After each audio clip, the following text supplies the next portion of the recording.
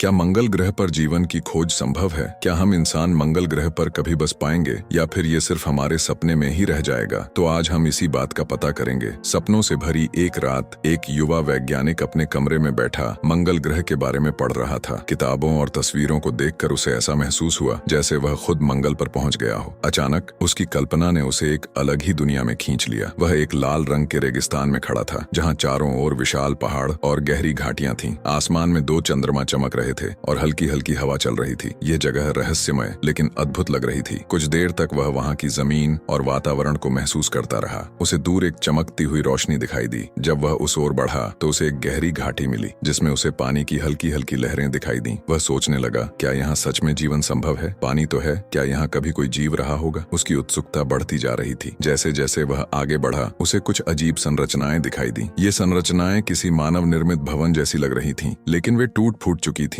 क्या यह किसी प्राचीन सभ्यता के अवशेष हो सकते हैं? वह और गहराई से जांच करने लगा। तभी उसे एक छोटा उपकरण मिला जो शायद किसी एलियन तकनीक का हिस्सा था। यह देखकर उसका दिल तेजी से धड़कने लगा। अचानक उसे महसूस हुआ कि वह अकेला नहीं है। दूर किसी छाया की झलक उसे दिखाई दी। उसने उस दिशा में जाने की कोशिश की, लेकिन वह छाया गायब हो गई। उसे लगा कि शायद यहाँ कोई जीव अभी भी हो सकता है, लेकिन वह खुद को दिखाना नहीं चाहता। यह अनुभव उसे रोमांच और डर दोनों दे रहा था। यह सपना इतना जीवंत और वास्तविक था कि जब वह जागा तो उसे यकीन हो गया कि मंगल पर जीवन की संभावना को पूरी तरह नकारा नहीं जा सकता। उसने ठान लिया कि वह मंगल ग्रह के अध्ययन में अपना जीवन समर्पित करेगा और वहां जीवन की खोज करेगा। शायद एक दिन उसकी कल्पना हकीकत बन जाए। और इसकी सपने को पूरा करने के लिए नासा ने कई मिशन लॉन्च किए, कई रोवर मार्स पर भेजे, लेकिन अब भी तक यहाँ पर जीवन के कोई ठोस सबूत नहीं मिले। फिर भी कई स्पेस एजेंसी इस प्लेनेट पर जीवन होने की संभावना होने की व्यक्त करता है। तो आपको पता चल ही गया होगा कि नासा मार्स को लेकर इतना सीरियस क्यों है। हो सकता है कि फ्यूचर में कोई ऐसा टेक्नोलॉजी आ जाए जिससे हम मार्स पर ट्रैवल आसानी से कर सकते हैं और वहां पर जीवन होने की संभावना को हकीकत में बदल सकते हैं।